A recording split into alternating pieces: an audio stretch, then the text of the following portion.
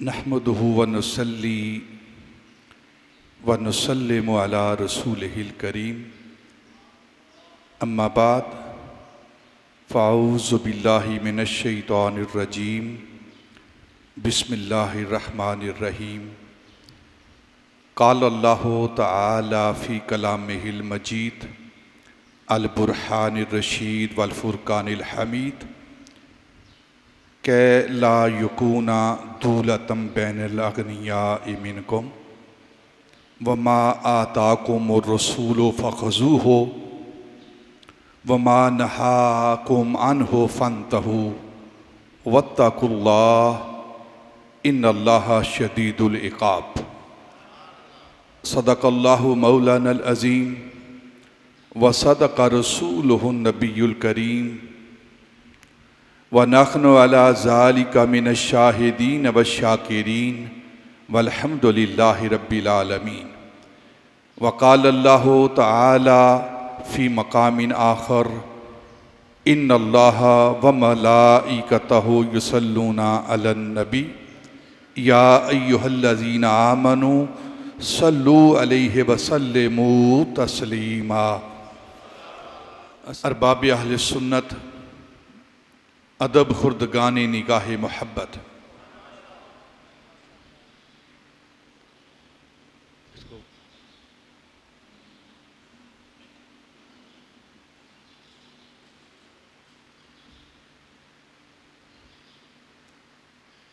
कुरान मजीद बुरहान रशीद से सूरह हशर की आयत नंबर 7 के चंद कलिमात तय्यबात बय्यिनात आपके सामने तलावत किए गए हैं। गुज़श्ता 2 खुतबात जुम्मा में इसी आयत मुबारका पर कलाम किया गया था, जो कि माले गनीमत, माले फ़ै और फिर बागे फ़दक के हवाले से आपने गुफ्तगू समात फरमाई। रियासत मदीना जिसकी बुनियाद नबी पाक सल्लल्लाहु अलैहि वसल्लम ने रखी, उसका ज़रिया आमदन सदक़ात, माले गनीमत और अमवाले फ़ै था। इस रियासत को चलाने के लिए, दुनिया के निज़ाम को चलाने के लिए, हुकूमत को चलाने के लिए, मुआशरे को चलाने के लिए माल की ज़रूरत होती है।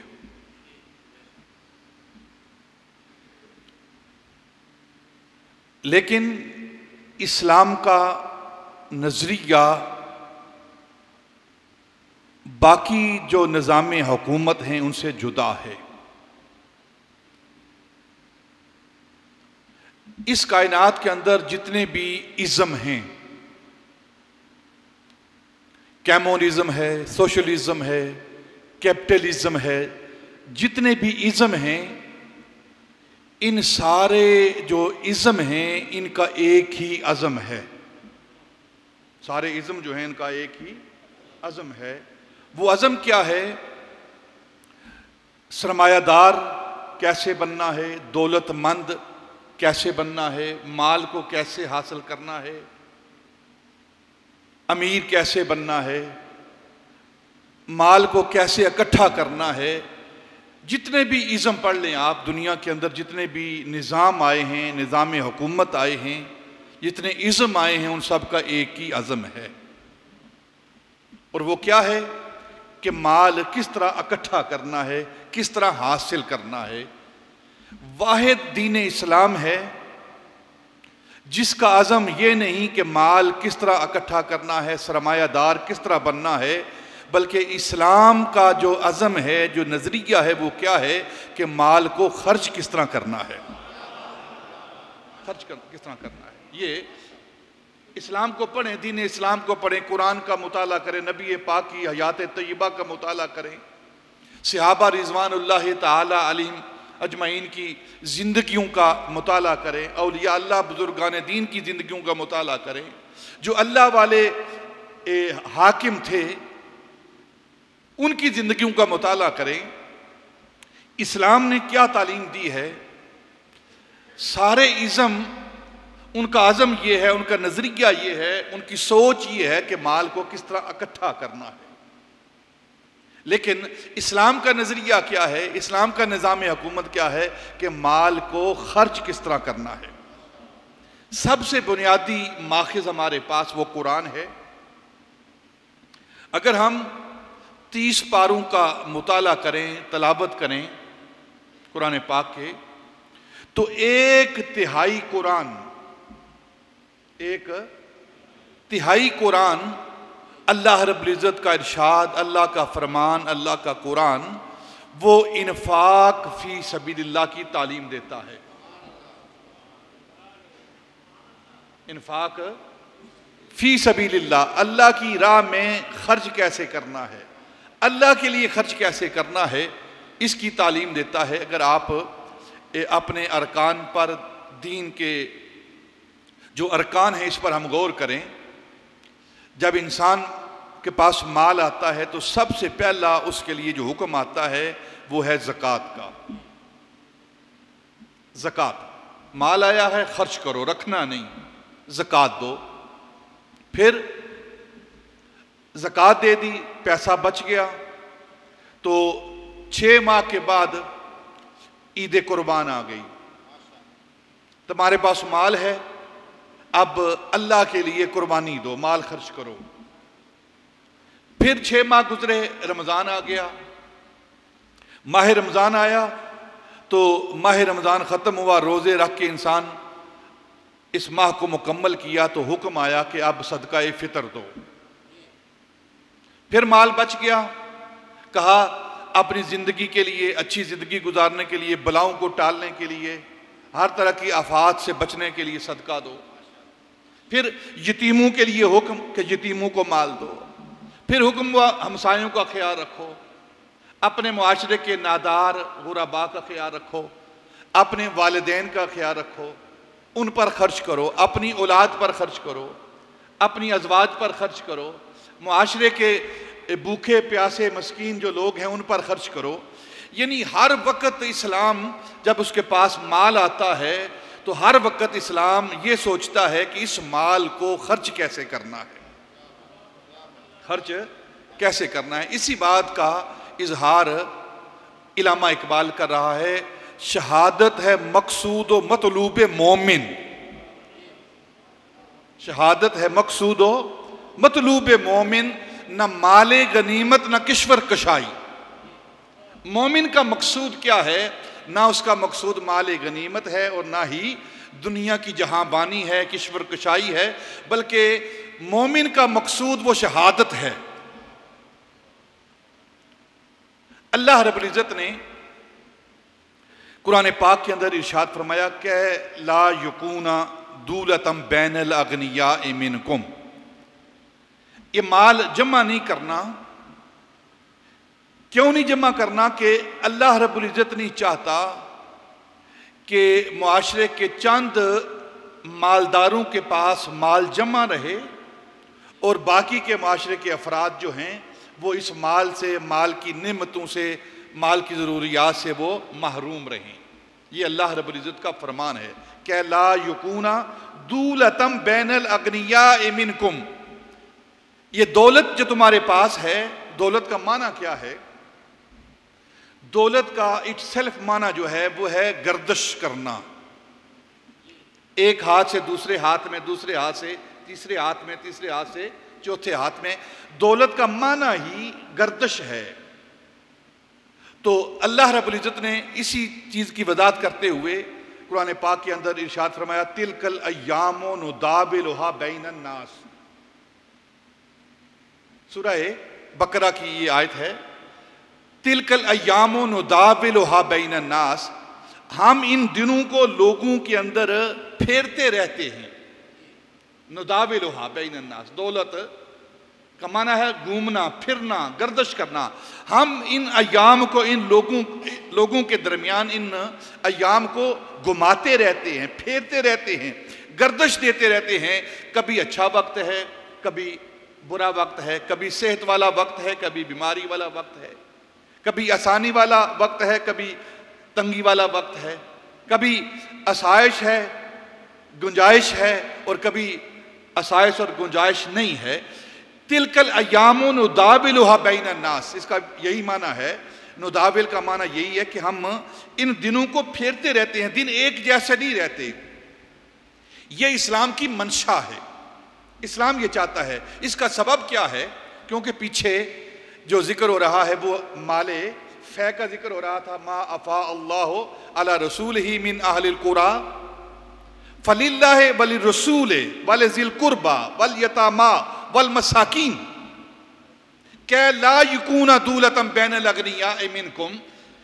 ये अल्लाह रब्बुल इज्जत पीछे माले फै का जिक्र करके, माले गनीमत का जिक्र करके, जो रियासत मदीना को अमवाल हासिल हो रहे हैं उनकी तकसीम करने के बाद अल्लाह रब्बुल इज्जत पे फरमाता है कि हम ये गुरबा के अंदर, मसाकीन के अंदर, यतीमों के अंदर, मुआशरे के अफराद के अंदर ये माल को तकसीम कर रहे हैं। इसका सबब क्या है? इसका सबब ये है कि ये दौलत चंद हाथों में आकर रह ना जाए, चंद हाथों के अंदर ना रह जाए। जो दौलत चंद हाथों के अंदर रह जाएगी वो माशरा कभी तरक्की नहीं करता। जब तक ये दौलत, इसकी सर्कुलेशन ना हो, मनी सर्कुलेशन ना हो, मनी सर्कुलेट ना करे, तब तक वो माशरा तरक्की नहीं करता, उस माशरे के अंदर खुशहाली नहीं आती। अगर चंद लोगों के पास पैसा आएगा तो वो सांप बनकर उसके ऊपर बैठ जाएंगे, और उसके बाद क्या होगा कि उनसे अगर कोई 1-2 रुपया नीचे गिरता है, कोई लोगों के पास आता है, तो उस 1-2 रुपये से लोग अपनी हाजात को, अपनी ज़रूरियात को पूरे करेंगे और बाकी सारे के सारे लोग महरूम रहेंगे। जब मुआशरे के अंदर मनी सर्कुलेट होती है, पैसा घूमता है, तो हर बंदा उस पैसे से इस ज़रूरत को पूरा करता है और फिर वो दोबारा उस बंदे के पास वापस लौट आती है। एक माल है, एक बंदे ने उसको इस्तेमाल किया है, इस्तेमाल करने के बाद अपने पास उसको खजाना बना के रखा नहीं है, तिजोरी के अंदर रख नहीं दिया, बल्कि उस माल को दूसरे भाई के इस्तेमाल के लिए दे दिया है। अब दूसरे भाई ने उसका इस्तेमाल किया है, अपनी ज़रूरत को पूरा किया है, ज़रूरत पूरा करने के बाद वो माल आगे चला गया है तीसरे भाई के पास। तीसरे भाई ने वो माल अपनी ज़रूरत को पूरा करके चौथे भाई को दे दिया है। इस तरह एक सर्कल के अंदर वो माल अगर घूमता रहेगा तो हर बंदे की ज़रूरत पूरी होती रहेगी। और यही इस्लाम चाहता है, यही इस्लाम चाहता है कि माल को एक जगह जमा करके रख ना दिया जाए, उस पर सांप बनकर इंसान बैठ ना जाए, बल्कि उस माल को मुआशरे के अंदर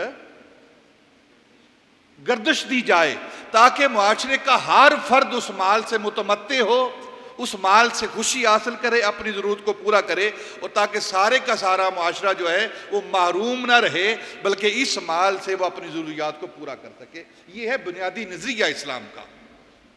और शौमी ये किस्मत है, हमारी बदबख्ती है कि जो तालीम इस्लाम ने मुसलमानों को दी थी, अपने मानने वालों को दी थी, मुसलमान बिल्कुल उसके बरक्स चल रहा है। आप सारी दुनिया के मुल्कों को देख लें जो इस्लामी ममालिक हैं, उनके पास दौलत के अंबार हैं, सोने चांदी के अंबार हैं, ज़खायर हैं उनके पास मादनियात के, लेकिन वो मादनियात के ज़खायर लेते हुए, दौलत सोना चांदी रखते हुए सिर्फ अपने पास रखी है। जो माशरे के दूसरे मुल्क हैं, जो मुसलमान दूसरे ममालिक हैं, उन तक वो रकम नहीं पहुँचती, जिस वजह से दूसरे जो माशरे के मुल्क हैं, जो दुनिया के ममालिक हैं, वो गुर्बत की ज़िंदगी बसर कर रहे हैं, उसरत की ज़िंदगी बसर कर रहे हैं, तंगी की ज़िंदगी बसर कर रहे हैं।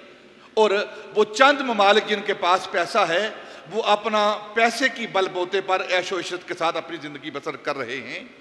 और इस्लाम की तालीम ये नहीं है।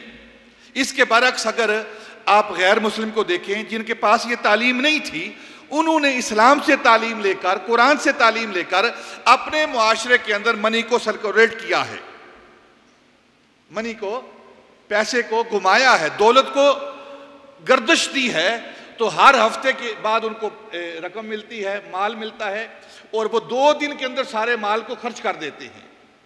जितने भी यूरोपियन ममालिक हैं, वेस्टर्न सोसाइटी है, उनका तरीक़ाकार क्या है? उनका तरीक़ाकार ये है कि हफ्ते के बाद उनको वेजेस मिलती हैं, तनख्वाह मिलती है, और हफ्ते के बाद 2 दिन के अंदर अंदर वो सारा अपना माल माशरे के अंदर खर्च कर देते हैं। हर बंदा खर्च कर देता है और दूसरे लोगों तक माल पहुंच जाता है, और फिर वो काम शुरू कर देते हैं और फिर हफ्ता गुजारते हैं। जमा उनके पास कुछ नहीं है।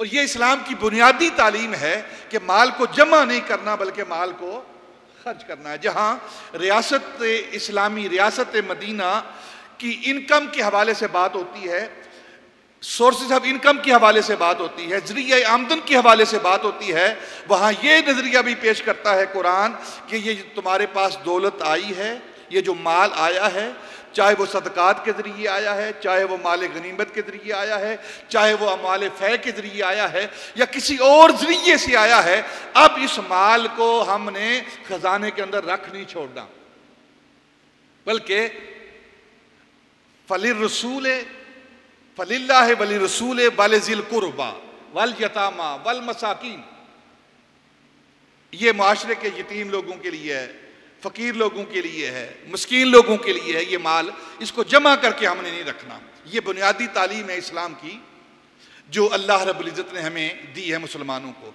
आज जो हम तंगी की ज़िंदगी बसर कर रहे हैं मुसलमान ममालिक, इसका मतलब ये नहीं कि हमारे पास माल और दौलत नहीं है। जो गुर्बत की ज़िंदगी मुसलमान बसर कर रहे हैं इस दुनिया के अंदर, इसका मतलब ये नहीं कि हमारे पास पैसा नहीं है। पैसा भी है, माल दौलत भी है, खजाइन भी हैं, मादनियात भी हैं, सारी अशिया दुनिया के 70% जो मादनियात ज़खायर हैं वो मुसलमानों के पास हैं। अगर आप मुताला करें पूरी दुनिया का, दूसरे निज़ामों का, दूसरे हुकूमतों का, दूसरे मज़ाहब का, ईसाइयत का, यहूदियत का, उनके मुल्कों की आप के बारे में गौर करें तो 70% जो ज़खायर हैं, दौलत है, सोना चांदी है, जो मादनियात हैं, वो मुसलमानों के कब्ज़े में हैं। इसके बावजूद मुसलमान जो ममालिक हैं वो अच्छी तरह ज़िंदगी बसर नहीं कर रहे, उनके अंदर गुर्बत है। इसका सबब क्या है? इसका सबब ये है जो कुरान की बुनियादी तालीम है अल्लाह रब्बुल इज़्ज़त ने दी है, वो मनी सर्कुलेट करना है, वो अपनी दौलत को गर्दिश देना है, वो हम ये काम नहीं कर रहे, जिस वजह से ये नतीजा हम भुगत रहे हैं। और इस्लाम अल्लाह रब्बुल इज़्ज़त क्या फरमाते हैं कि ला युकून दूलतम बैनल अगनियाए मिनकुम, हम दौलत को इसलिए तकसीम कर रहे हैं कि ये दौलत चंद हाथों में ना रह जाए, चंद सरमायादार लोगों के पास ना रह जाए, बल्कि माशरे का हर फर्द इस दौलत को हासिल करे। गोया इस्लाम, कुरान, अल्लाह रब्बुल इज़्ज़त, अल्लाह का रसूल हमें ये तालीम दे रहा है कि हमने ये दुनिया, इसके साथ मोहब्बत नहीं करनी। मोमिन के बारे में तालीम क्या है, मोमिन के बारे में हुक्म क्या है, कुरान का हुक्म क्या है कि जिस तरह दिन और रात इकट्ठे नहीं हो सकते, जिस तरह सुबह और शाम इकट्ठे नहीं हो सकते, जिस तरह स्याही और सफ़ेदी इकट्ठी नहीं हो सकती, जिस तरह झूठ और सच इकट्ठे नहीं हो सकते, इसी तरह आखिरत की मोहब्बत और दुनिया की मोहब्बत मोमिन के दिल के अंदर इकट्ठी नहीं हो सकती। मोमिन के दिल के अंदर ये दोनों मोहब्बतें, माल की मोहब्बत भी हो और आखिरत की मोहब्बत भी हो, ये दोनों चीजें मोमिन के दिल में इकट्ठी नहीं हो सकती। ये कुरान तालीम दे रहा है, ये अल्लाह रब्बुल इज़्ज़त तालीम दे रहे हैं। मोमिन वो है जिसके दिल के अंदर माल की मोहब्बत नहीं होती बल्कि अल्लाह की मोहब्बत होती है, जिसके दिल के अंदर माल दुनिया की मोहब्बत नहीं होती बल्कि अल्लाह के रसूल की मोहब्बत होती है, जिसके दिल के अंदर दुनिया की मोहब्बत नहीं होती बल्कि अपने इस्लामी मुआशरे के भाइयों की मोहब्बत होती है। ये तालीम दे रहा है इस्लाम। और अगर आप इस्लामी मुआशरे का मुताला कर लें, जिन जिन लोगों ने इस पर अमल किया है उनकी ज़िंदगियों के अंदर इनकलाब आया है, उनकी ज़िंदगियों के अंदर बेहतरी आई है। और ये बुनियादी तालीम है। दुनिया की मोहब्बत इस्लाम नहीं देता, माल की मोहब्बत इस्लाम नहीं देता। माल चाहिए, माल होना चाहिए, सरमाया होना चाहिए, इसकी शरीयत, इस्लाम, कुरान ममानत नहीं करता कि किसी के पास माल ना हो। बस एक चीज है जिसकी इस्लाम ममानत करता है, जिसे इस्लाम मना करता है, वो क्या है? वो उस माल की मोहब्बत से इस्लाम मना करता है। उस माल की मोहब्बत से इस्लाम मना करता है।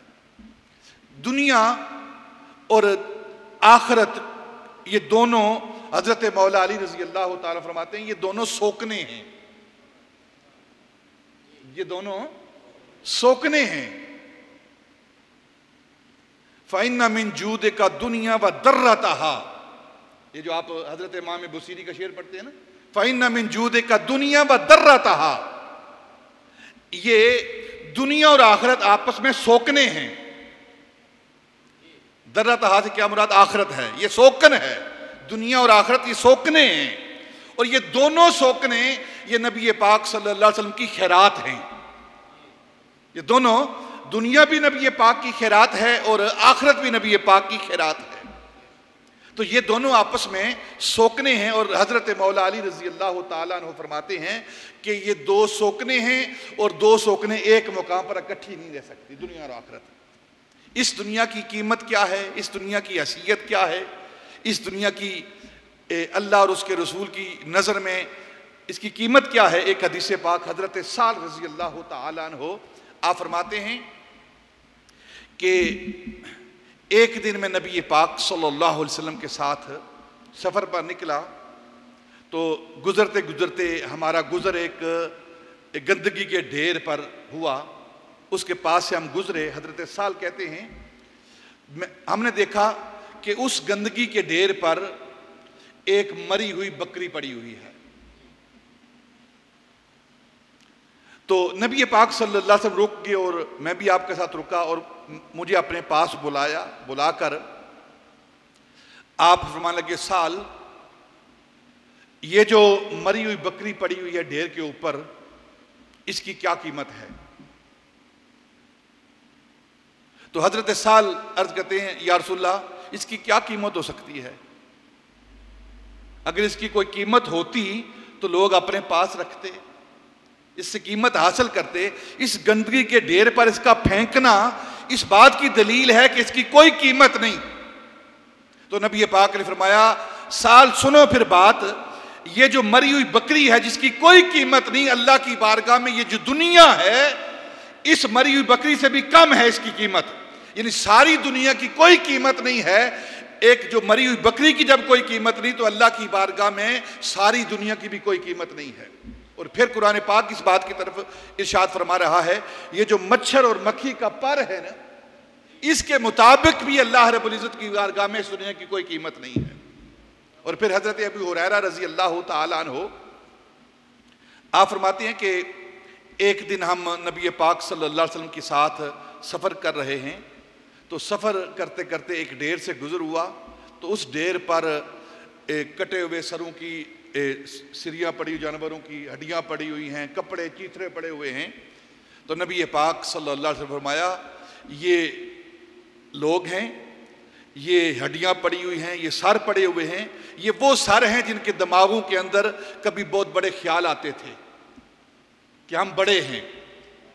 ये वो हड्डियाँ हैं जो अपने अंदर बहुत ज़्यादा अज़म रखती थी, इज़ाम बहुत अज़म रखती थी कि हम दुनिया के अंदर ये इनकलाब ले आएंगे, ये इनकलाब ले आएंगे, ये कर देंगे। ये वो चीथड़े पड़े हुए हैं, फटे पुराने कपड़े पड़े हुए हैं जो लोग अपने जिस्मों पर जेब तन करके पहन कर फख्र किया करते थे। आज ये सब कुछ खाक में, गंदगी में मिला हुआ है और इसकी कोई कीमत नहीं। जिस तरह इन अशिया की कोई कीमत नहीं है, इसी तरह दुनिया की अल्लाह की बारगाह में कोई कीमत नहीं।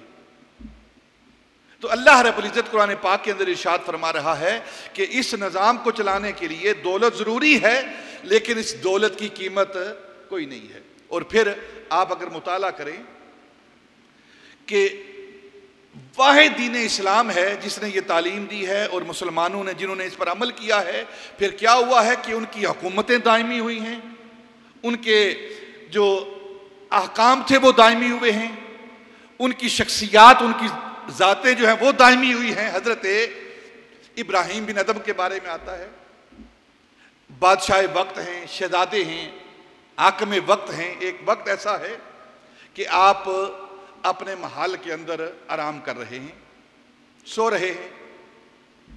जब अल्लाह रब्बुल इज़्ज़त किसी को अपनी तरफ बुलाता है, रहनुमाई करता है, तालीम देता है, हदायत देता है, तो फिर उसके साथ उसके असबाब भी पैदा किए जाते हैं। इब्राहिम बिन अदम रज़ी अल्लाह तआला अन्हु आप अपने महल के अंदर आराम कर रहे हैं, तो रात के वक्त महल की छत पर चलने की आवाज़ आ रही है। बेदार हुए कि इस वक्त रात के वक्त हमारे महल की छत पर कौन दौड़ रहा है, कौन चल रहा है, जो हमारी नींद को बेकरार कर रहा है, डिस्टर्ब कर रहा है, नींद के अंदर खलल डाल रहा है, कौन है। तो कारिंदे लोग, बुज़रा जो मुहाफ़िज़ीन थे, वो छत के ऊपर गए, तो एक शख्स ऊपर छत के ऊपर घूम रहा है और भाग रहा है, तो उसको पकड़ कर वो नीचे लेकर आए। तो पूछा इब्राहिम बिन अदम ने कि तुम महल के ऊपर क्या कर रहे हो, दौड़ क्यों लगा रहे हो। तो वो शख्स कहने लगा कि मैं इस महल के ऊपर, छत के ऊपर ऊंट को तलाश कर रहा हूं, गुमशुदा ऊंट को तलाश कर रहा हूं। इब्राहिम बिन अदम ने कहा तू पागल तो नहीं, भला महल की छतों पर गुमशुदा ऊंट मिलते हैं, तुम इस ऊंट को, इन ऊंटों को महल की छतों पर तलाश कर रहे हो, भला महल की छतों पर भी ऊंट मिलते हैं। तो वो शख्स कहने लगा अगर महल की छतों पर ऊंट नहीं मिलते तो इन नरम गुदाज बिस्तरों पर खुदा भी नहीं मिलता, इन नरम गुदाज बिस्तरों पर खुदा भी नहीं मिलता। ये बात उनके दिल पर घर कर गई। और फिर दूसरा वाकया जो उनके पास पेश आया वो क्या हुआ कि एक दिन वो अपने बिस्तर से निकले अपने काम काज के लिए, और उनकी कनीज खादमा उनके कमरे की सफाई कर रही थी, इब्राहिम बिन अदम के कमरे की सफाई कर रही थी। सफाई करते करते उस बिस्तर जब दुरुस्त कर रही थी तो उसने अपना हाथ, उस कनीज ने, उस खादिमा ने इब्राहिम बिन अदम जो बादशाह था उसके बिस्तर पर हाथ रखा। इतना नरम मखमली बिस्तर, आरामदेह बिस्तर, हाथ रखा उसने, तो उसे राहत महसूस हुई। तो कहने लगी कि मेरे दिल के अंदर ख्याल है ऊपर बैठ कर देखती हूँ ये कितना आरामदेह है। उस बिस्तर पर जाकर बैठ गई। जब बैठी इतना आराम आया उसके कल्ब के अंदर, उसके दिमाग के अंदर, उसके जिस्म के अंदर इतना उसको सुकून मिला, वो बिस्तर पर लेट गई। लेटने की देर थी, सो गई, उसे होश ना रही। इतनी देर में वो बादशाह इब्राहिम बिन अदम वो आ गया। उसने देखा कि उसकी कनीज, उसकी नौकरानी, उसकी खादमा उसके बिस्तर पर वो आराम कर रही है, वो लेटी हुई है। उसको गुस्सा आया कि मेरे बिस्तर पर इसकी कैसे जुर्रत हुई कि ये आकर आराम करे। पीटना शुरू कर दिया, मारना शुरू कर दिया, जोर जोर से उसको मार रहा है। तो अब वो कनीज खादमा चे जाए कि उस मार पर तकलीफ का इजहार करे, वो हंस रही है, मुस्कुरा रही है। तो जब वो बार बार मुस्कुरा रही है, हंस रही है, तो इब्राहिम बिन अदम ने देखा कि इसको मार के बदले में रोना चाहिए था, तकलीफ का इजहार करना चाहिए था, आए ऊ करना चाहिए था, लेकिन ये मुस्कुरा रही है, हंस रही है। तो पूछा क्या बात है, तुझे मार पर रोना चाहिए था और तू इसके बरअक्स तू हंस रही है, रो नहीं रही। तो कहने लगी मेरे दिल के अंदर एक ख्याल आ रहा है, आप मुझे मार रहे हैं और ख्याल ये आ रहा है कि मैं थोड़ी देर के लिए, थोड़े लम्हात के लिए, चंद लम्हात के लिए इस बिस्तर पर सोई हूं, और इस चंद लम्हात जो बिस्तर पर मैंने गुजारे हैं उस लम्हात की वजह से, सोने की वजह से मुझे इतनी मार पड़ रही है। चंद लम्हात मैंने इस बिस्तर पर गुजारे हैं, इस पर सोई हूं, आराम किया है, तो चंद लम्हात की वजह से मुझे इतनी मार पड़ रही है। उस शख्स का क्या हाल होगा जो बरसों से इस बिस्तर पर सो रहा है, जो बरसों से इस बिस्तर पर सो रहा है, उसका क्या हाल होगा। आपके दिल पर यह बात, पहले भी वो बात असर कर चुकी थी, अब जब ये बात सुनी ना तो उसी वक्त उन्होंने अपनी बादशाही को छोड़ दिया। इब्राहिम बिन अदम ने बादशाही को छोड़ा। और ये बात याद रखें, ज़हन के अंदर रखें, इस्लाम की जो तालीम है जो इस पर अमल करता है, इसकी तारीख पढ़ लें कि दुनिया के बादशाहों ने अपनी बादशाही को छोड़ा है फकीरी हासिल करने के लिए, फकीरी हासिल करने के लिए बादशाही छोड़ा है, बादशाही को छोड़ा है। लेकिन किसी फकीर ने बादशाही के लिए अपनी फकीरी को नहीं छोड़ा। इब्राहिम बिन अदम ने अपना सब कुछ छोड़ा, बादशाही को छोड़ा, सारा नरम बिस्तरों को छोड़ा, महल्लात को छोड़ा, नौकर चाकरों को छोड़ा, छोड़कर एक जुब्बा पहना और बाकी सब कुछ तर्क करके वो अपने माल को छोड़कर निकल चले गए और हर वक्त दरियाए दजला के किनारे बैठे रहते थे, बादशाही छोड़ के बैठे रहते थे। तो एक दिन आपके महल्लात के जो वज़रा थे वो उस दरिया के करीब से गुजर रहे थे। देखा कि इब्राहिम बिन अदम हमारा बादशाह, शहजादा, हाकिम, वो इस हालत में कि पैबंद लगे हुए हैं उस पर, जुब्बे पर, और खाने पीने के लिए कुछ नहीं है, मालो दौलत कुछ नहीं है, कोई आगे हुक्म दिया जाए तो उस पर अमल कराने के लिए कुछ नहीं है, अकेले बैठे हुए हैं और अपनी सुई से उस गदड़ी को और अपने उस जुब्बे को बार बार सी रहे हैं। तो वो वज़ीर आपके पास आकर बैठ गया, इब्राहिम खलीफा, बादशाह, शहजादे, हमारे आका मौला, ये आपने क्या बना रखा है? वो वक़्त याद करो जब आपके आगे पीछे कनीज़ें होती थी, गुलाम होते थे, हुक्म मानने वाले होते थे, आप अपनी ज़ुबान से एक लफ्ज़ निकालते थे, उसको पूरा करने वाले अफराद हर वक़्त खड़े रहते थे। आज आपके पास कोई बंदा नहीं है जो आपके हुक्म को माने, कोई ऐसा फ़र्द नहीं है जो आपकी खिदमत कर सके, कोई ऐसा इंसान नहीं है जो आपके हुक्म की तामील कर सके, आपके हुक्म को अमल दरामद करा सके। अकेले बैठे हैं, चलो वापस चलते हैं। आपने फरमाया नहीं, पहले मामला और था, अब मामला और है।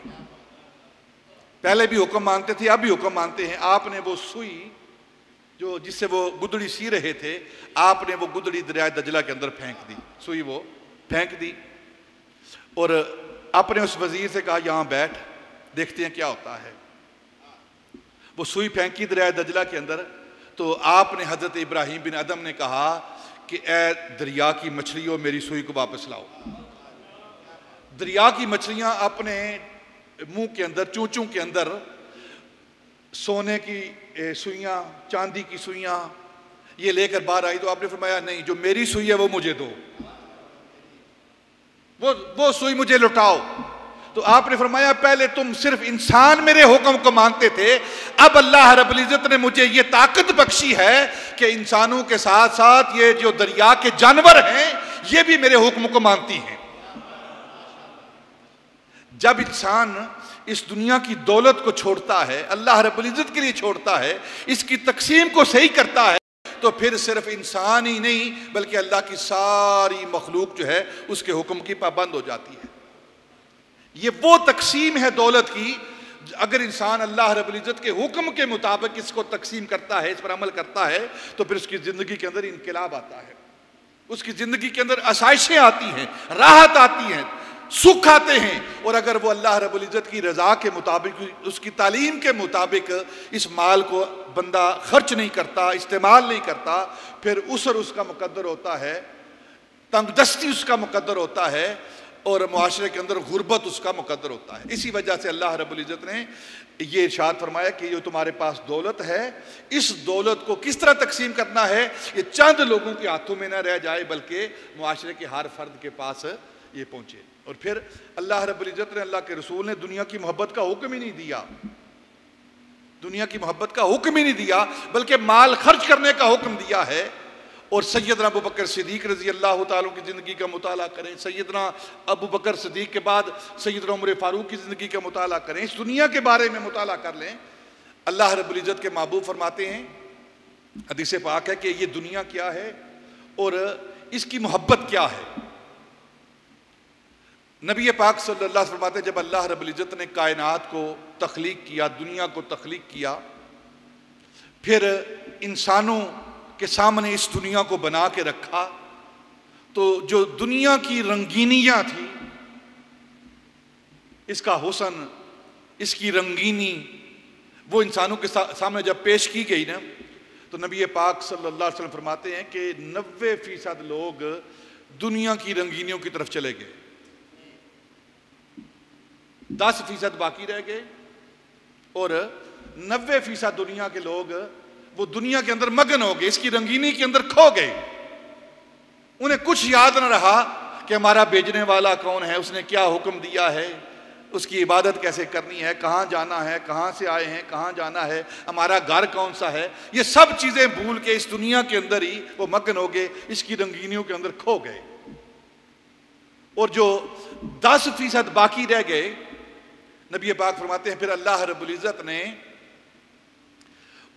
उन 10% लोगों के सामने जन्नत को पेश किया, जन्नत की रंगीनियों को पेश किया।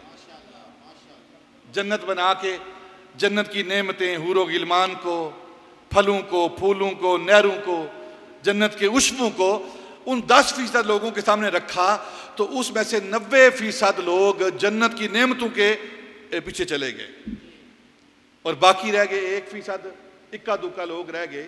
उनसे पूछा, लोग तो सब कुछ लेकर चले गए हैं, अपना अपना इंतखाब कर लिया, तुम यहां बैठे क्या कर रहे हो? वो तो सब कुछ इकट्ठा कर लिया उन्होंने, दुनिया ले ली है, जन्नत ले ली है, तुम यहां क्या कर रहे हो? तो उन्होंने कहा कि हमें ना दुनिया की रंगीनी चाहिए ना जन्नत की रंगीनी चाहिए, जो हमें चाहिए वो हमारे पास मौजूद है, वो तेरी जात है, वो तेरी जात है। तो अल्लाह रब्बुल इज़्ज़त फिर हदीस पाक में आता है, अल्लाह रब्बुल इज़्ज़त खुश होकर मुस्कुरा कर ये फरमाता है कि मैं तुम्हारे लिए हूं और तुम मेरे लिए हो, मैं तुम्हारे लिए हूं और तुम मेरे लिए हो। बाकी दुनिया की नेमतें हासिल करें, जन्नत की नेमतें हासिल करें, और जो तुम्हारी बात है, तुमने जन्नत को भी मेरे लिए छोड़ा है और दुनिया को भी मेरे लिए छोड़ा है, अब मैं तुम्हारे लिए हूं और तुम मेरे लिए हो। हदीस पाक में आता है, ऐसे ही लोगों के बारे में नबी पाक ने फरमाया कि कल क़यामत के रोज जब फैसले हो जाएंगे, जन्नती जन्नत के अंदर चले जाएंगे, जहन्नम के लोग जहन्नम के अंदर चले जाएंगे, तो कुछ लोग होंगे कि जन्नत के दरवाजे के बाहर बैठे रहेंगे, अंदर नहीं जाएंगे, वो बाहर बैठे रहेंगे। उनके लिए जन्नत के दुखूल का आर्डर जारी हो चुका होगा कि ये जन्नती हैं, लेकिन वो जन्नत के अंदर दाखिल नहीं होंगे। तो अल्लाह रब्बुल इज़्ज़त मलाइका से, फरिश्तों से जो जन्नत के अंदर ले जाने वाले हैं, उनसे पूछेगा ये जन्नत के बाद जो बैठे हैं ये अंदर क्यों नहीं आ रहे? तो अल्लाह की बारगाह में फरिश्ते अर्ज करेंगे, या अल्लाह, हमने इनकी बारगाह में अर्ज किया है कि आप आओ, जन्नत के अंदर आ जाओ, दाखिल हो जाओ, दरवाजे खुले हैं लेकिन बाहर बैठे हुए हैं। तो अल्लाह फरमाएगा, ऐसे करो कि इनको नूर की जंजीरें डाल के, नूर की जंजीरें डाल के इनको जन्नत के अंदर लेकर आओ। फरिश्ते उनको नूर की जंजीरें डाल के जन्नत के अंदर ले आएंगे। तो अब वो लोग एक कोने पर बैठ जाएंगे, बाकी लोग हूरों गिलमान से मुतमत्ते हो रहे हैं, जन्नत की नेमतें हासिल कर रहे हैं, फल खा रहे हैं, नहरों के किनारे बैठे हुए हैं, खैमे लगे हुए हैं, शराबे तहूर के जाम चल रहे हैं, सारी नेमतें वहां उनसे मुतमत्ते हो रहे हैं जन्नती। लेकिन ये चंद लोग एक कोने पर बैठे, चुप करके बैठे हैं। अल्लाह फरमाएगा, फरिश्तों ये लोग क्यों चुप करके बैठे हैं, मुस्कुरा नहीं रहे, जन्नत की नेमतों से नेमतें मुतमत्ते नहीं हो रहे, मज़ा नहीं ले रहे, क्या वजह है? तो फरिश्ते और हूर व गिलमान अर्ज करेंगे, या अल्लाह हम इनके पास गए हैं, जन्नत की नेमतें इनकी बारगाह में पेश की हैं, लेकिन ये हमारी तरफ तवज्जो ही नहीं करते, हमें देखते ही नहीं। हूरें कहती हैं, शिकवा करती हैं कि ये हमारी तरफ नजर ही उठाकर नहीं देखते। गिलमान कहते हैं ये हमारी तरफ देखते ही नहीं है, नेमतों की तरफ ध्यान ही नहीं करते। हमने बारहा इनकी खिदमत सब कुछ पेश किया है, लेकिन ये हमारी तरफ तकते ही नहीं है। तो फिर अल्लाह रब्बुल इज़्ज़त फरिश्तों से, हूर व गिलमान से फरमाएगा, तुम पीछे हटो, तुम पीछे हटो, मैं खुद इनसे बात करता हूं। मेरे बंदो, क्या बात है, तुम मेरी जन्नत के अंदर खुश नहीं हो? ये तुम नेमतें तुम्हारे लिए हैं, ये हूर व गिलमान तुम्हारे लिए हैं, ये जन्नत की नहरें तुम्हारे लिए हैं, फल तुम्हारे लिए हैं, फूल तुम्हारे लिए हैं, खैमे तुम्हारे लिए हैं, ये सब कुछ तुम्हारे लिए है, इन नेमतों से मुतमत्ते क्यों नहीं होते? तो वो अर्ज करें, या अल्लाह ये बता कि हम दुनिया के अंदर इबादत करते रहे हैं, क्या तेरी जन्नत के लिए करते रहे हैं या तेरे लिए करते रहे हैं? हम तो जो कुछ करते रहे तेरे लिए करते रहे हैं और तू हमें जन्नत दे रहा है। तो फिर अल्लाह रब्बुल इज़्ज़त फरिश्तों से, हूर व गिलमान से फरमाएगा कि तुम पीछे हट जाओ। वसकाहुम रब्बुहुम शराबन तहूरा, कुरान कहता है फिर उन लोगों को अल्लाह रब्बुल इज़्ज़त अपने दस्ते कुदरत से जाम के अंदर शराब डाल के अपने दस्ते कुदरत से उन्हें पिलाएगा। वसकाहुम रब्बुहुम शराबन तहूरा, फिर अल्लाह रब्बुल इज़्ज़त उनको बाकी सारे जन्नतियों को हूरों गिलमान उनकी खिदमत करेंगे, जामे तो हूर पे पिलाएंगे। लेकिन जो अल्लाह वाले हैं उनके मामला क्या होगा, जो फ़कत अल्लाह के लिए ज़िंदगी बसर करते हैं, उनका मामला क्या होगा, अल्लाह उन्हें खुद अपने दस्ते कुदरत से उनको पिलाएगा। जिस तरह एक हदीस पाक है कि ये जो हौज़ कौसर है ना, हौज़ कौसर के बारे में आता है कि हौज़ कौसर के जो कटोरे हैं ना, उस पर जो बर्तन पड़े हुए हैं, जिन बर्तनों से हौज़ कौसर से पानी पिया जाएगा, वो जो आसमान पर सितारे हैं उसकी तादाद के मुताबिक है। ये जो कटोरे हैं हौज़ कौसर के अंदर पड़े हुए, बर्तन पड़े हुए हैं, गिलास पड़े हुए हैं, उनकी तादाद आसमान के सितारों के मुताबिक है। और मोमिनीन, ईमान वाले जो उस पानी के हकदार हैं, पीने वाले, वो पानी वहाँ से पिएंगे, कटोरा भर के पीते रहेंगे। और जो बड़े कुर्ब वाले होंगे, खुद नबी पाक सल्लल्लाहु अलैहि वसल्लम और सहाबा सैयदना अबू बकर, उमर, उस्मान, अली, दूसरे असहाब, अहले बैत, उनको कटोरे भर के देते रहेंगे। लेकिन उम्मत के कुछ लोग ऐसे हैं, उम्मत के कुछ लोग ऐसे हैं कि जिन्हें उस हौज़े कौसर के कटोरों से पानी नहीं पिलाया जाएगा, उन बर्तनों से पानी नहीं पिलाया जाएगा, बल्कि उन लोगों को नबी पाक सल्लल्लाहु अलैहि वसल्लम खुद अपने चुल्लू से, बर्तन से नहीं, कटोरे से नहीं, अब उन्हें अपने पास बुला के, अपने पास खड़ा करके, और फिर नबी पाक हौज़े कौसर से अपना चुल्लू भर के उनको पिलाएंगे। वो कौन है? वो नबी पाक सल्लल्लाहु अलैहि वसल्लम के दीन के आलिम हैं, जिन्हें नबी पाक खुद अपने चुल्लू से पिलाएंगे। वसकाहुम रब्बुहुम शराबन तहूरा, जिनका अमल है बेगरज, इकबाल कह रहा है, जिनका अमल है बेगरज, उनकी जजा कुछ और है। जिनका अमल है बेगरज, उनकी जजा कुछ और है। हूरो ख़याम से गुजर, बादाओ जाम से गुजर, हूरो ख़याम से गुजर, बादाओ, यानी तेरी इबादत का मरकज वो हूरो ख़याम नहीं होना चाहिए। बादाओ जाम वहां नेमतें हासिल करेंगे, हूरें मिलेंगी ना, बल्कि तेरा ख्याल क्या होना चाहिए, तेरा मकसद क्या होना चाहिए, तू जो इबादत कर रहा है, तेरी इबादत अल्लाह के लिए होनी चाहिए। तो जब अल्लाह रब्बुल इज़्ज़त के तू इबादत करेगा ना, तो फिर क्या होगा, जन्नत भी मिलेगी और जन्नत वाला भी मिल जाएगा। इस पर आपने अक्सर ये वाक़या सुना होगा महमूद अय्याज का, ताकि ये बात और भी मुअय्यद हो जाए।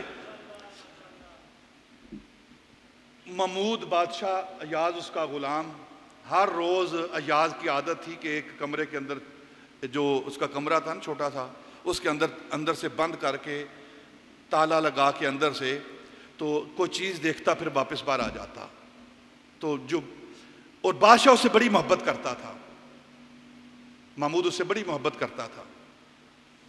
तो जो इर्द गिर्द के दूसरे वज़ारा थे ना, वो हसद करने लगे कि हम बड़े लायक हैं, इल्म वाले हैं, अक्ल वाले हैं, बड़े वफादार हैं, लेकिन बादशाह इससे ज़्यादा मोहब्बत करता है।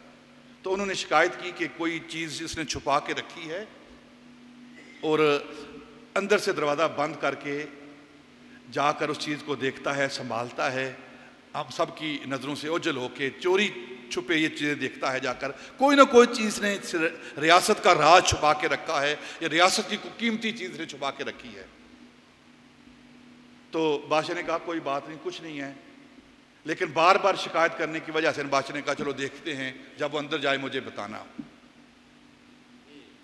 एक दिन वो अंदर गया, अय्याज अंदर से उसने कुंडी लगाई और अंदर बैठ के वो चीज़ देख रहा है।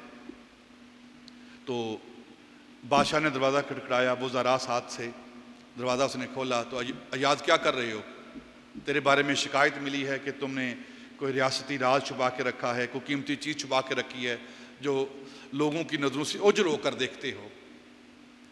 तो उसने कहा चलो आओ फिर आप सारे देख लेते हैं। अंदर लेकर गया, उसने वो पुराना बक्सा, पुराना संदूक, जब वो बादशाह के पास आया था ना, उसके अंदर वो पुराने कपड़े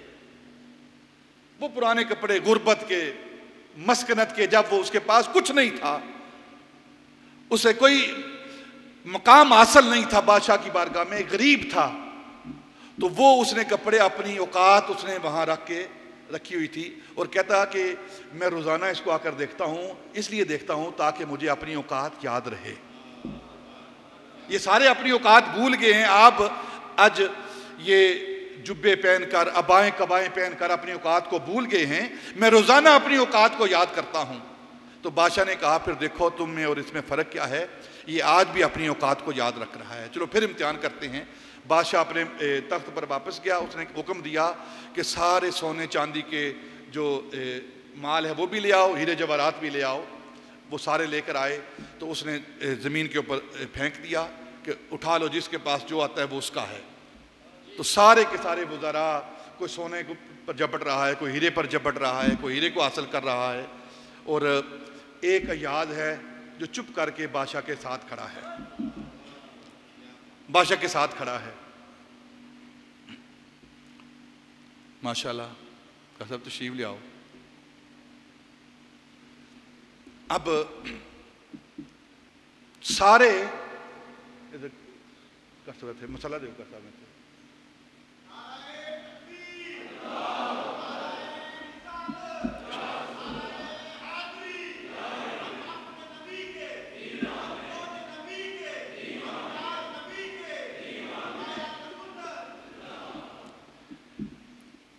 बादशाह महमूद हीरे फेंक दिए, सोने चांदी को फेंक दिया कि जिसके हिस्से में जो आता है ले लो।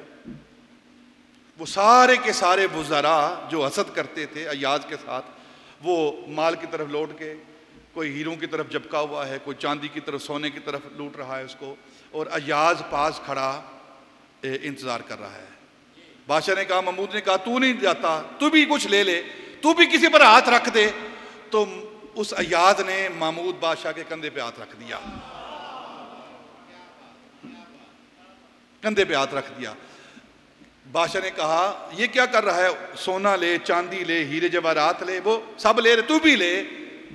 तो कहने लगा उन्हें सोना चांदी हीरे जवाहरात मुबारक, मुझे बादशाह मुबारक। तो वो लोग जो दुनिया के अंदर मगन हुए, दुनिया की रंगीनियों के अंदर मगन हुए, उनको दुनिया दे दी गई। जो जन्नत की रंगीनियों के अंदर मगन हुए उन्हें जन्नत दे दी गई, और जो अल्लाह रब्बुल इज्जत की जात के अंदर मगन हुए उन्हें अल्लाह की जात का मुशाहिदा दे दिया गया। इसी तरह जो जिसको पसंद करता है उसको वही चीज दे दी जाती है। अय्याद ने महमूद को पसंद किया, अल्लाह वालों ने अल्लाह की जात को पसंद किया, और जो जिसको पसंद करता है अल्लाह उसको वही अता कर देता है। हजरत पीर पठान के वाले से एक बात कर देता हूं, हम पीरों फकीरों को मानने वाले हैं।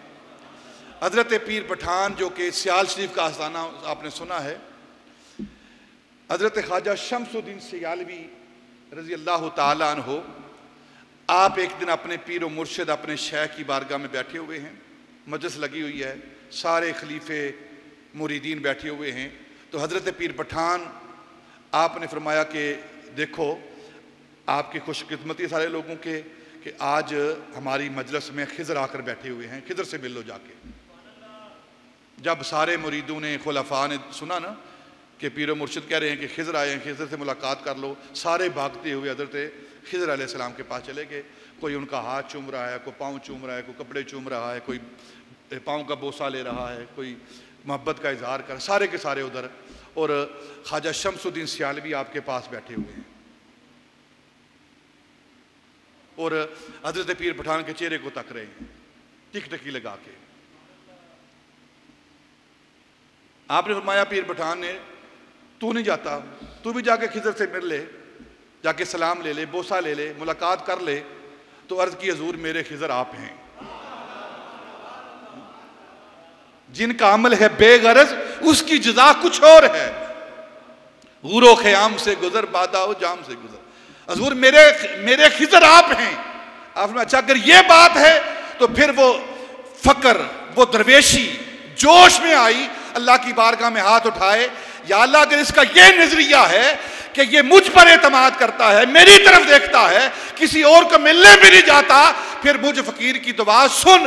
और अल्लाह की बारगाह में हाथ उठाकर पीर पठान ने दुआ की, यार अब साईं मेंढे सियाल को रंग लाई। फिर ऐसा रंग लगा कि आज भी पीर सियाल हो रही है। जिनका अमल है बेगरज उसकी जजा कुछ और है। तो इस्लाम का बुनियादी मकसद क्या है? कै ला यकून दूलतम बैनल अगनिया मिनकुम वमा आताकुम रसूल फखुजूहु वमा नहाकुम अन्हु फंतहू।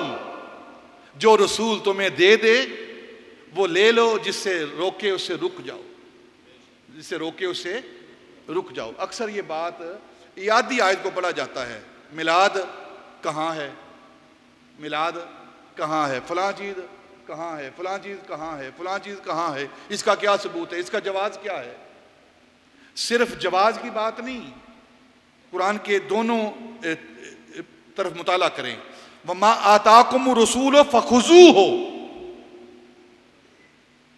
जो रसूल ने तुम्हें दिया है उसे करो, उसे ले लो। वमा नहाकुम अन्हु फंतहू, अगर एक अमल सहाबा ने रसूल ने नहीं किया तो मना भी तो नहीं किया ना, मना भी तो नहीं किया ना। कहते हैं जी इसका नबी पाक से साबित नहीं है, नबी पाक का करना साबित नहीं तो मना साबित करो। फिर जिससे मना किया है उसे रुक जाओ, और जिसका करने का हुक्म दिया उसको करो। और जिससे मना नहीं किया तुम उसे मना क्यों कर रहे हो? जिससे अल्लाह और अल्लाह के रसूल ने मना नहीं किया तुम मना क्यों कर रहे हो? तो धोखा दिया जा रहा है, आधा कुरान दिया जा रहा है। वो कुरान जो उनके मतलब का है वो पेश किया जाता है, जो उनके मतलब का नहीं वो पेश नहीं किया जाता। बाज किताब को मानते हैं, फतुमिनूना बिबाज़िल किताब व तकफुरूना बिबाज़। ये उन लोगों की आदत है कि जो अपनी मर्जी का दीन है, अपनी मर्जी का कुरान है वो ले लेते हैं, जो उनके दीन के मुताबिक नहीं उस कुरान को छोड़ देते हैं। हालांकि दोनों तरफ से देखना चाहिए, दोनों तरफ से जो बात हो उसको लेना चाहिए। अल्लाह के महबूब के बारे में फरमाया, अल्लाह ने फरमाया कि मेरा रसूल जो तुम्हें दे वो तुम ले लो, यानी कि जो हलाल तैयब चीज़ मेरा रसूल तुम्हें तैयब करके दे रहा है, पाकीज़ा करके दे रहा है, जिसके करने का हुक्म दे रहा है, बिला चूनो चरा उस पर तुमने हुक्म मानना है, अमल करना है। वमा नहाकुम अन्हु फंतहू, और जिससे मेरा रसूल तुम्हें मना कर दे उसकी तरफ सोचना भी नहीं है, उसका ख्याल भी नहीं रखना, उस माल की तरफ देखना भी नहीं है। जो माल हराम है उसकी तरफ आपने अपनी नज़र भी नहीं उठानी। वमा नहाकुम अन्हु फंतहू, जिससे मेरा रसूल तुम्हें मना कर दे उसकी तरफ देखना भी नहीं है। अब रसूल पाक ने जिन जिन अमवाल से हमें मना किया है, उम्मत का हक नहीं बनता, लोगों का हक नहीं बनता कि उस माल की तरफ अपना ध्यान दे। जिस चीज़ से मना कर दिया है, गीबत से मना किया है, अब हक नहीं बनता कि उम्मत गीबत करे। किसी के घर के अंदर झांकने से मना किया है। ये इस्लाम की तालीम तरबियत है। आज हमारी आदत क्या है, अगर किसी के यहाँ मेहमान ठहरते हैं तो जिस कमरे के अंदर वो बिठाता है मीज़बान, हमारी कोशिश होती है कि उसके जो आगे वाला कमरा है वहाँ भी अपनी नजरें लेकर जाएं।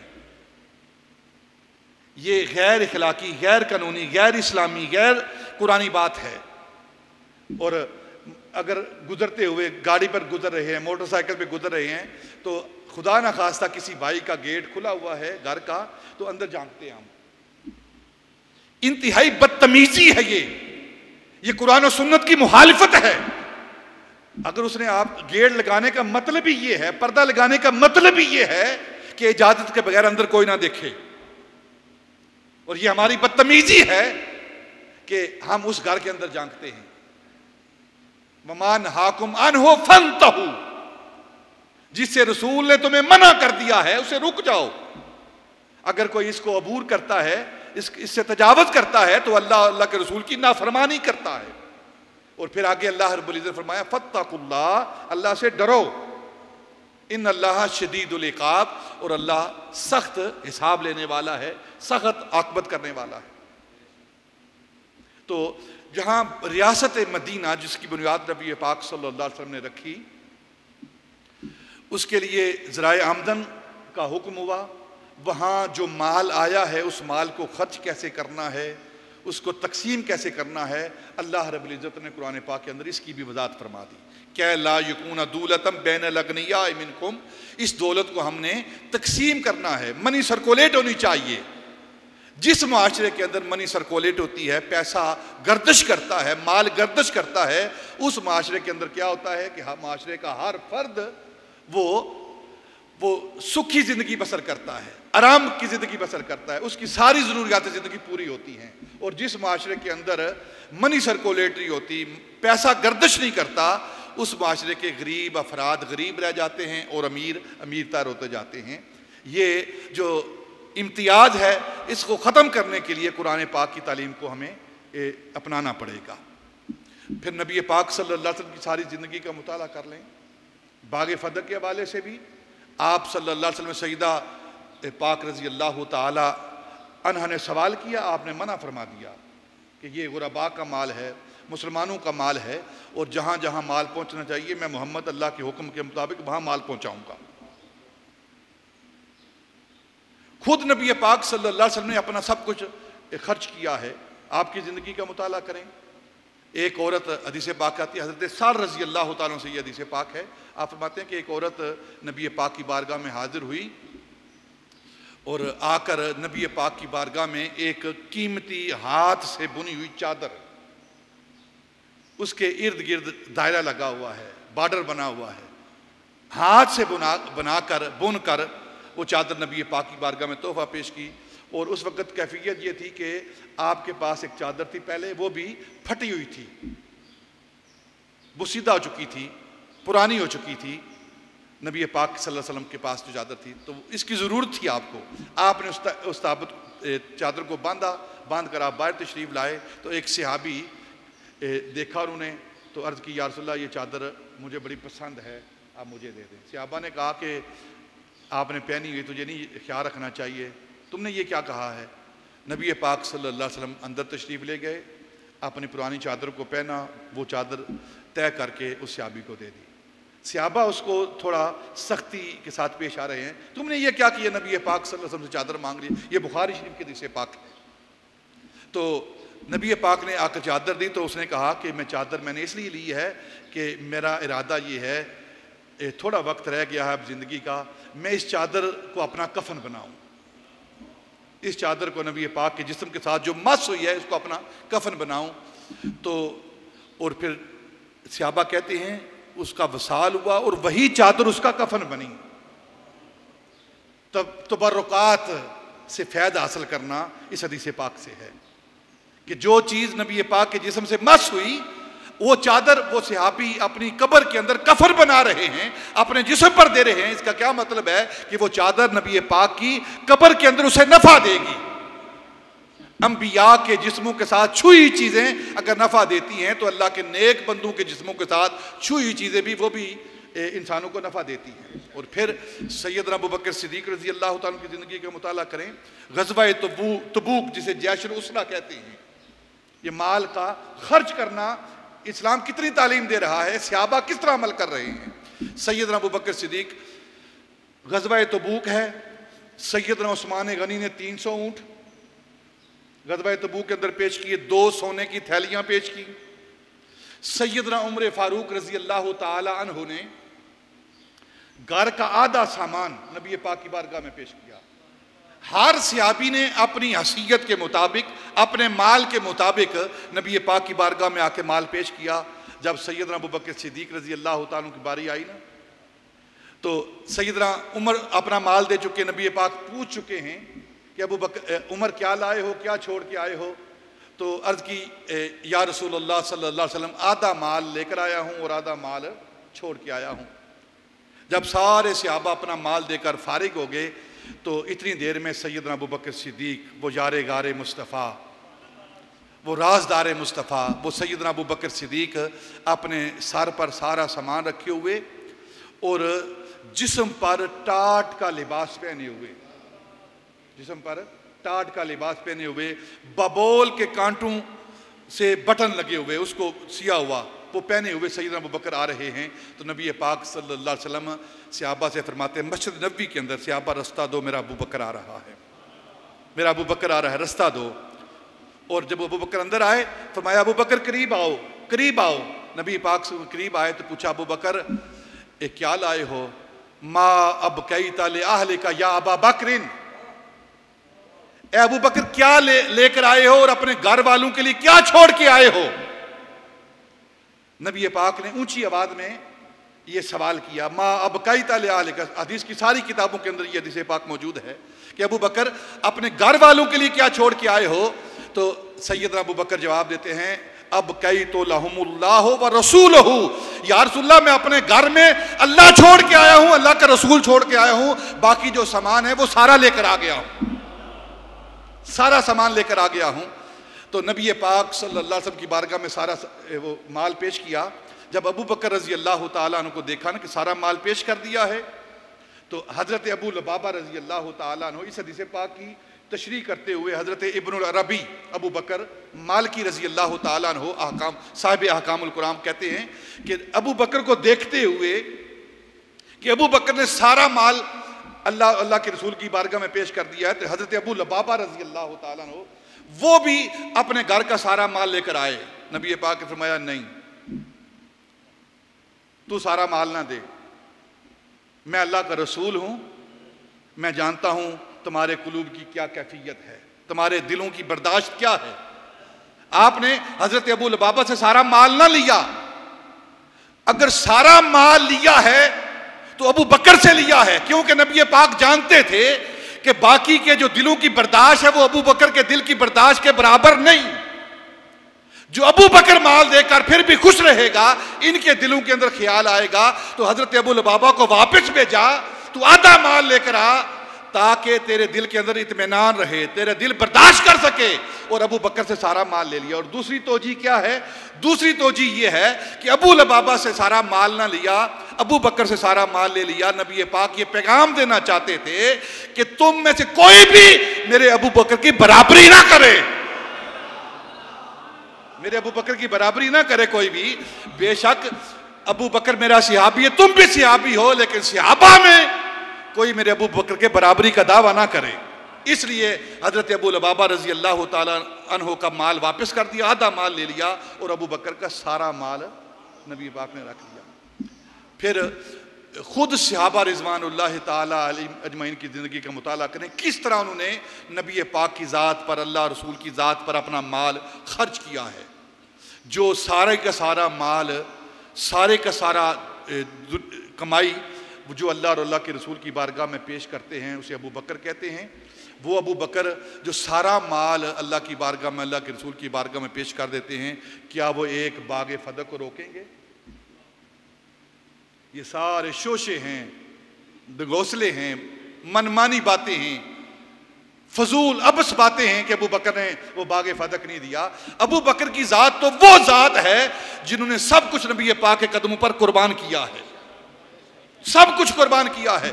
और जब तारीख पढ़ लें, जब आखिरी वक्त आया, नज़ा का वक्त है, तो अपनी बेटी सईदा आयशा सिद्दीक़ा से वो वसीयत कर रहे हैं, बेटी जब मैं इस दुनिया से जाऊं तो मुझे यही चादरें जो मैंने पहनी हुई हैं, जिन पर दुआई के दाग लगे हुए हैं, ज़ाफ़रान के दाग लगे हुए हैं, इन चादरों के अंदर मुझे कफनाना है आपने। तो सईदा आयशा सिद्दीक़ा रोने लगी, अब्बा जान क्या हम इस काबिल नहीं कि आपको नया कफन दे सकें? तो हजरत अबू बकर सिद्दीक़ के जुमले सुने आपने क्या फरमाया? आपने फरमाया, मैं अपने अल्लाह के हजूर जा रहा हूँ, अपने महबूब के हजूर जा रहा हूँ, और जाकर उनसे कहूँगा, या रसूलल्लाह मैंने आपकी उम्मत से अपने कफन के लिए नया कपड़ा भी नहीं लिया। वो अबू बकर सिद्दीक़ जिन्होंने सब कुछ अल्लाह और अल्लाह के रसूल के लिए कुर्बान कर दिया, वो सैयदा तय्यबा ताहिरा लख्ते जिगर, वो नबी पाक के जिस्म का टुकड़ा, आपके जिगर का टुकड़ा सैयदा तय्यबा फातिमा रजी अल्लाह ताला अन्हा को बाग ना देंगे? और वो सैयदना अबू बकर सिद्दीक़ जब ये उन्होंने सवाल किया, तो सैयदना अबू बकर सिद्दीक़ रजी अल्लाह ताला अन्हु आप फरमाने लगे, ए सैयदा तय्यबा ताहिरा, मेरे आका की लख्त जिगर, आपको इल्म होना चाहिए कि अबू बकर अपने नसब को तरजीह नहीं देता, अबू बकर अपने नसब पर रसूलुल्लाह के नसब को तरजीह देता है। अगर आपके अब्बा जान ने ना फरमाया होता कि ये जो मालो अमवाल है दुनिया का, ये सदका होता है, तो मैं आपको पेश करता, लेकिन आपके अब्बा जान ने मना कर दिया है, इसलिए मैं पेश नहीं कर रहा। रही बात मालो अमवाल की, तो अबू बकर का माल आपका माल है, आपका हुक्म इस पर नाफिज हो सकता है। और इससे अगली बात क्या है, आपने अपना कपड़ा मुबारक, सैयदना अबू बकर ने अपनी चादर मुबारक अपने गले में डाल के उसको इस तरह पकड़ा हुआ था और सैयदा फातिमा की बारगाह में हाजिर थे कि अबू बकर को बाजार में ले जाओ, बाजार में जाकर अबू बकर को बेचो, इसकी औलाद को बेचो, इसके माल को बेचो, इसके जिस्म को बेचो, इसकी चर्बी को बेचो और माल हासिल कर लो। अबू बकर अपना सब कुछ कुर्बान करने के लिए तैयार है। ये वो सैयदना अबू बकर सिद्दीक की जात है जिस जात पर कुछ लोग कुत्तों की तरह भौंकते हैं। नबी पाक सल्लल्लाहु अलैहि वसल्लम फरमाया, देखो जब लोग मेरे सहाबा पर सबो शतम कर रहे हैं, उन पर तान कर रहे हैं, तो उनसे दूर रहो, उनकी मजलिस में ना बैठो, उनके साथ बैठकर खाना ना खाओ, उनके साथ शादियां ना करो। और फिर नबी पाक ने फरमाया, जब तुम देखो कि कुछ लोग मेरे असहाब को तान कर रहे हैं, सबो शतम कर रहे हैं, तो उन्हें यह जवाब दो, तुम पर अल्लाह की, अल्लाह के रसूल की और सारी इंसानियत की तुम पर लानत हो। और सैयदना अबू बकर सिद्दीक जो अफजलुल बशर बादल अंबिया हैं, जो अफजलुल खल्क बादल अंबिया हैं, जो अंबिया के बाद सबसे आला अरफा हस्ती हैं, वो सैयदना अबू बकर सिद्दीक की जात है। जो उन पर अपनी जुबानों को दराज कर रहे हैं, उन पर बकवासात कर रहे हैं, उनका दीन के साथ क्या ताल्लुक है? ना उनका ताल्लुक दीन के साथ है, ना इस्लाम के साथ है, और ना ही उनका ताल्लुक मुसलमानों के साथ है, और ना ही किसी मुसलमान का उनके साथ ताल्लुक होना चाहिए। सहाबा रिज़वानुल्लाह ताला अलैहिम अजमाइन, ये भी हमारे सरों के ताज हैं, वो भी नबी पाक के परवरदा हैं। और अहले बैत अतहार, ये भी हमारे सरों के ताज है और नबी पाक के परवरदा हैं। किसी एक के बारे में जर्रा बराबर भी गुस्ताखी, जर्रा बराबर भी उनकी कसर शान, ये ईमान से महरूमी की अलामत है और खदशा है ऐसे लोगों के बारे में कि उनका खात्मा बिल ईमान नहीं होगा। हज़रत इमाम रब्बानी की बात करके ख़त्म करता हूँ। आप फरमाते हैं अहले बैत और सहाबा की मोहब्बत, इसका फ़ायदा क्या है? आप फरमाते हैं कम अज़ कम इसका फ़ायदा ये है कि इनकी मोहब्बत का फ़ायदा ये है कि खात्मा बिल होगा। ये हज़रत इमाम रब्बानी कह रहे हैं। कम अज़ कम इनकी मोहब्बत का फ़ायदा क्या है? अहले बैत अतहार की मोहब्बत का, सहाबा रिज़वानुल्लाह ताला अलैहिम अजमईन की मोहब्बत का कम अज़ कम फ़ायदा क्या है कि खात्मा बिल खैर होगा। इनकी मोहब्बत मुमिद व मुआमिन होगी खात्मा बिल खैर की। तो हमें इनसे मोहब्बत करनी है। ना सैयदा तैयबा ताहिरा वो खिताब पर थी और ना ही हज़रत अबू बकर सिद्दीक रज़ी अल्लाह ताला अन्हो जुल्म पर थे। दोनों पाक तैयब हस्तियाँ हैं, दोनों आला हस्तियाँ हैं, दोनों नबी पाक सल्लल्लाहु अलैहि वसल्लम की महबूब जाते हैं। एक अहब जात है जिसे फातिमा कहते हैं और एक अफजल जात है जिसे अबू बकर कहते हैं। अल्लाह इनकी मोहब्बतें हमारे सीनों के अंदर डाले, इनकी इत्तिबा हमारे सीनों के अंदर डाले और इनकी गुलामी करने की अल्लाह हमें तौफीक अता फरमाए। वमा अलैना इल्लल बलाग।